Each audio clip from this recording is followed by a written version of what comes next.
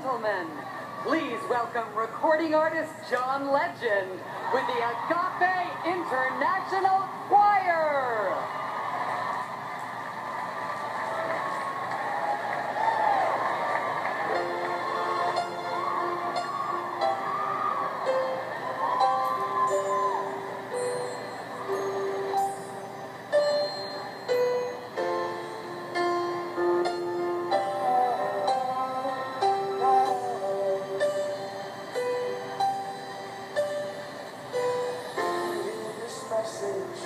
Wherever you stand, I'm calling every woman, I'm calling every man. We're the generation, we can't afford to wait. The future started yesterday, and we're already late. We've been looking for a song to sing. We search for a melody, we search for someone to lead. We've been looking for the world to change. If you feel the same, then go on and stay. If you're out there, sing along with me. If you're out there, I'm dying to believe that you're out there. Stand up and say it loud if you're out there. Tomorrow's starting now.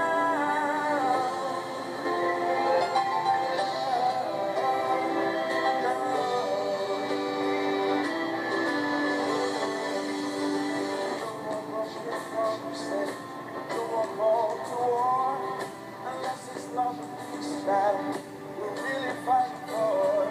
Oh, we can destroy hunger. We can conquer hate. Put down the arms and raise your voice. We're joining hands today. Oh, for a song to sing. We search for a leader would be we.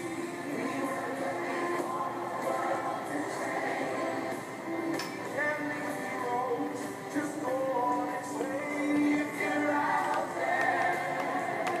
Sing along with me if you're out there. I'm going to believe that you're out there. Stand up and say it loud if you're out there. Tomorrow's starting now.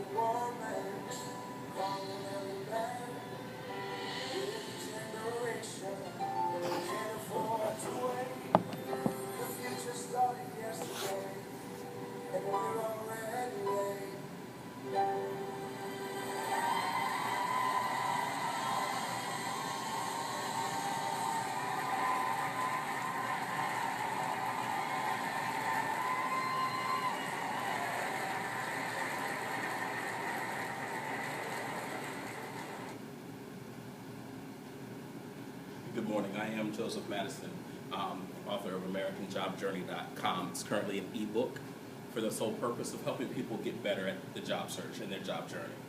I introduced this to John Legend because he's made the statement that if you're out there, it's time for you to stand up and do things that are necessary. There are a lot of people waiting on you to be a leader and be the change that you need to see in the world and in your workplace. Part of the thing I want to ask here is, why exactly are you here? What brings you today to make a change in whatever it is that you're doing? Is it that you're looking for a job? Is it that you're looking to get better at the job that you're at? Are you looking to start your own business? Or are you looking for other ways to articulate what it is that you do so that you can increase your net worth? What do you expect out of the American job journey? One of the most important things to ask, and it helps manage what you want to take away, is to ask, what exactly is it that you expect of me? And what exactly do you expect of this presentation? And even more importantly, once you've gotten towards the end of the presentation and you leave out, what exactly are you going to do differently? So what are you going to do today and tomorrow and the day after that's going to lead you to the path that you want to be on? Because clearly, if you keep doing what you've been doing, you're going to get what you've had.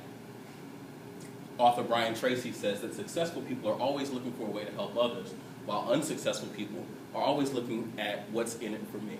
So a lot of people are asking, well, I'm here because I need a paycheck and I need a raise or I need that job, but you're always talking about what I need. Well, what about what your employer needs? What's in it for them? And when you start there, you'll start growing in your capacity to see the value that you add for others. The first step is doing what most people will not do. More often than not, in this digital age, people will see a job description. They're going to say, oh, I have a resume. Oh, I've got this skill, that skill, that skill with my degree. And they say, I'm going to apply. But the problem is they send the same job application, the same information, the same words, and the same resume to 10 jobs and wonder why they're not getting jobs. It's because what you're doing what the majority of people are doing.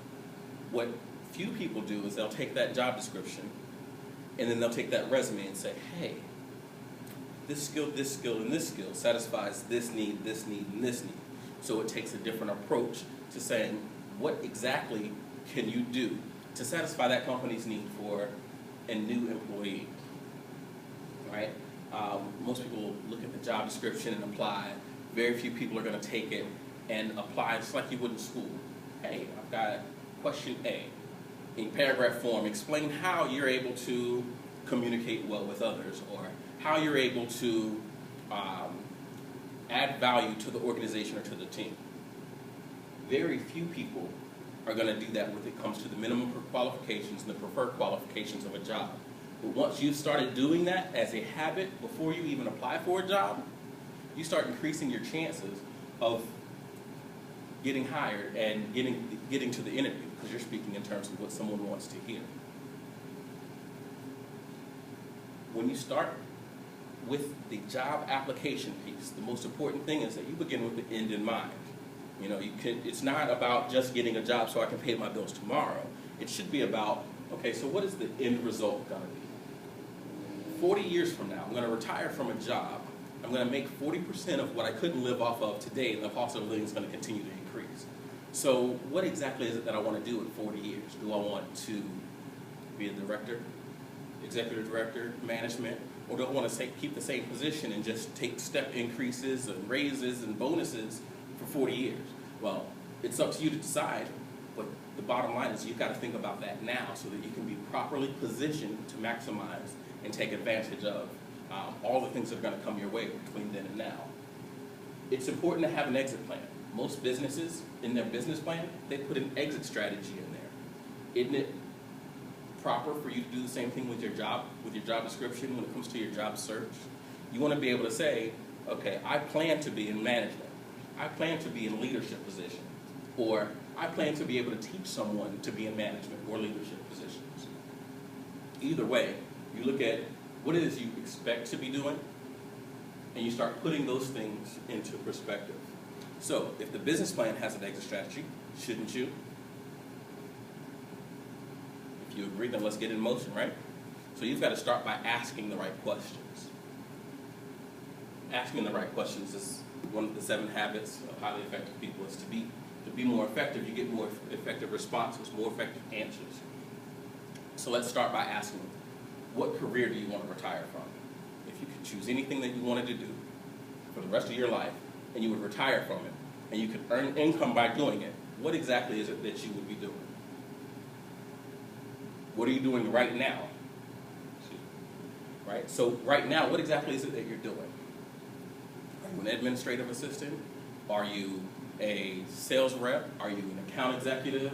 Are you a VP of contracts and development? What exactly are you doing right now? And if this isn't what you want to be doing in 40 years, start asking yourself, how does what I do right now contribute to what it is I want to be doing in 30 to 40 years upon retirement?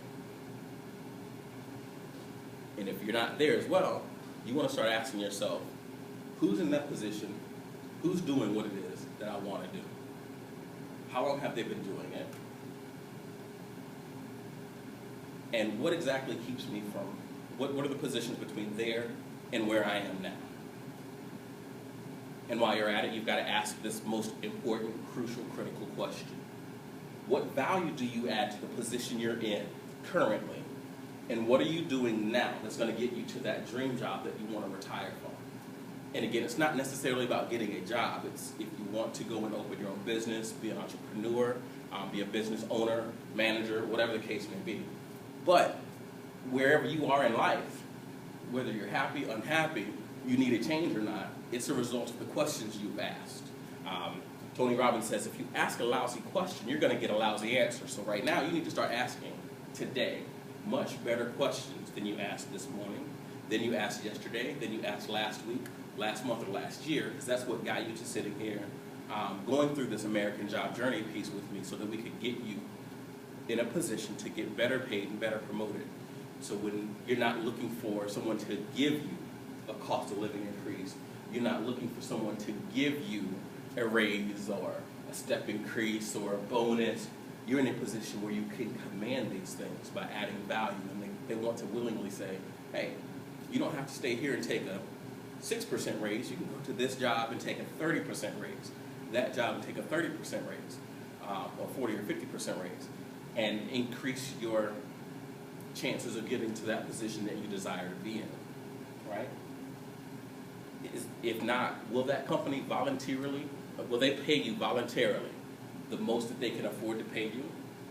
Absolutely not. No company is going to come in and say, hey, I like you, I'm going to pay you 6, 7 figures just because I like you. No, you have to earn it, and you have to show that you're going to add value to the organization enough to be able to justify them paying you whatever it is, wages or salary, that they're going to pay you. I'm going to pause for another clip on value added. Now, why would you pay somebody only $4 an hour? They're not very valuable to the marketplace. Now, we got to make that distinction, to the marketplace. Might be a valuable brother, a valuable member of the community, valuable member of the church, valuable member in the sight of God, human family, of course, those kind of values. But to the marketplace, which is called what? Reality. Reality is, if you're not very valuable, you don't get much money. Those are called the facts. And that's how that is. Well, then how do you get more money? Simple answer. Somebody says, well, I'll go on strike for more. Well, no. Here's a major problem with that. Here's a major problem with that. You can't get rich by demand.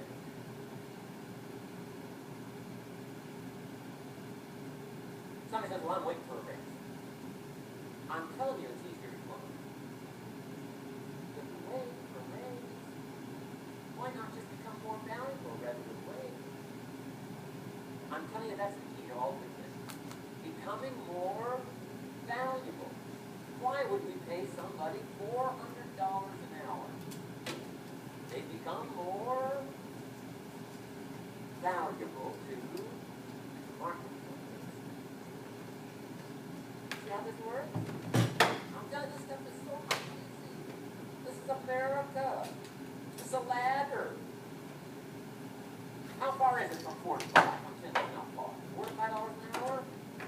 If you work for McDonald's, haul out the trash, they'll pay you $5 an hour. If you whistle while you haul out the trash, they'll pay you $5 an hour. I'm telling you. You'll get an extra $1 just for a good attitude. Yay, McDonald's. Wear the hat. Incredible. $5, and then you just keep becoming more valuable, more valuable, more valuable. I got a telephone call 5 years ago. Company said, we're ready to expand internationally. We need some help. I was sort of semi-retired. Looking for the next exotic beach. He said, no, Mr. Rowe, we've got a project for you. We'll expand internationally. Use your help. Next little while, we'll add some millions to your fortune. Make it worth your while. I said, okay. I thought later, isn't that interesting that they called me? My second thought was, of course they called me. Who else did they call? I mean, you know, I could get the job done. Now, how come I got a telephone call worth millions? I had become valuable. Now, I'm a farm boy from Idaho. I was raised in obscurity. 1 year of college, and I thought I was thoroughly educated. Made all kinds of mistakes galore. At age 25, the creditors are calling me saying, hey, you Joe left the check in the mail. I got pennies in my pocket. I got nothing in the bank. I'm behind on my promises. How come I get a telephone call 5 years ago that's worth millions? I changed. I turned my life around. Is it possible to become worth millions? Speaking economically, now there's a lot of values to become, but let's just talk economics. Is it possible to become that valuable? The answer is, of course. Of course. Now let me give you the secret. She'll say, here's the secret, Mr. Rome. Learn to work harder on yourself than you do on your job. Once I got that, it turned my life around. Learn to work harder on yourself than you do on your job.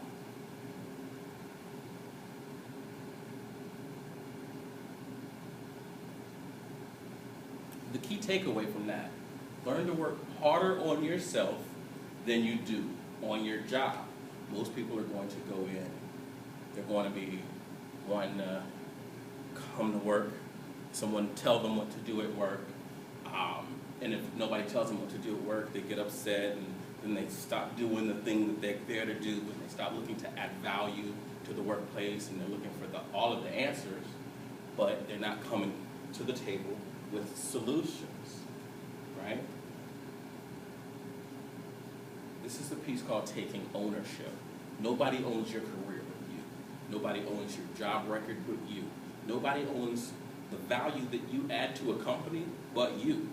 You're the one that's going to say, hey, here's a great idea. They keep turning my ideas down. So what? Keep coming up with great ideas until you get one or two or three. Light bulb wasn't the first idea about light. Tesla wasn't the first idea about an electric car, neither was the Volt or the Nissan Leaf or any of these other plug-in cars that you see now. They weren't the first ideas. Somebody told them it wasn't going to work and killed those ideas. They killed those dreams. But it's up to you to take ownership of your career. Right? So now you own your career. You know what value you need to add to the marketplace. You know where you want that value to take you. So now it's time to put a plan together. You start that plan with your resume, and you learn who you are on paper so that you can take that particular piece of paper forward with you and let it grow, and it's going to become organic, and you're going to be able to articulate the value that you add to the marketplace no matter where you go. So let's say you're in sales. If you're in sales, that means you've sold something, or should have sold something, which means you bring in revenue for a company. You need to be able to translate what you do in the field into value added for the company. You can't really, no one should be doing your resume. You shouldn't pay someone to do your resume for you. I mean, you can, but if you do, you've got to study who you are on paper so that you can present that. Because what's happening is, I've seen this in some interviews, is, somebody got hired to do your resume. They paid $25, $50, $100 for a resume. Now when it's time to sit down in an interview, it's like, oh, so what did I say I did here? Or what do I do? And then you're trying to translate who you are on paper into an interview, and it doesn't really work that way. That's going to cause you more harm than good because it's going to sound like you can't articulate the value that you add to a company in an interview, but you should be able to command that interview and say that these are the values, and this is how I value myself, and this is what you should value in me. Right? So now that you know that you've got to own your piece, you've got to own your value, you've got to bring value to the marketplace, you know that they'll pay you a little bit better for a better attitude. They're going to pay you a little bit better for coming to work and articulating your ideas and trying to bring change, and of course if you're in sales, bringing more sales to the organization. You have to start determining what you want. What do you want? Why do you want it? Who's got what you want? Where did they get it from? Make a roadmap of how you want to get it and by when you want to get it, and you're well on your way. Because no one, and I mean no one, is going to do it for you. It's up to you to do for yourself. In this day and age in America, there's so much going on, not just in America, but worldwide. So when we look at the changes that need to happen, when we look at the impact that major corporations are having, here's the ultimate time for you to be able to articulate the value that you get. Currently, when you go into a fast food restaurant, the service is generally horrible. When you go to any of these huge, big retailers, the larger they get, the worse the service is getting. If you haven't noticed that, go into a McDonald's or a Wendy's 15 minutes before they close and watch the attitudes that you get. If you want an example of where it is, stop at a place like Chick-fil-A, where the service is usually across the board great. And he's not trying to be the #1 chain. He's not trying to beat McDonald's, and he's not trying to beat Burger King and Wendy's. He's trying to beat Chick-fil-A. You need to be your own self and stop worrying about what somebody else has in their resume, what somebody else is doing on the job, what kind of skills they bring. And you need to bring your own skills, bring your own A game, and be better. Focus on being better than you were last year, last week, and yesterday. And you've got the key. Because America, like I said in the beginning with the opening of John Legend, is we're looking for people to stand up.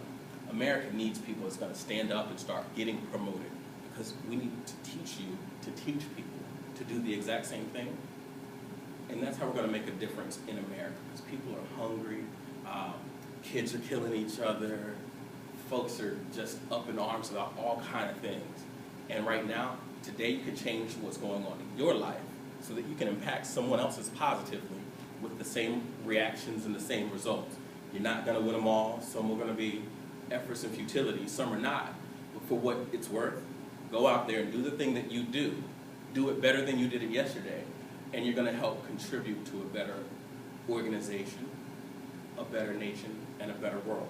I'm going to close with a song from a friend of mine that I just think should be playing all over the air. But because of the message and the power of the message and the truth in the message, it's likely that you won't hear it mainstream. So you're going to hear it here. This is from a friend of mine, Camila Sumner.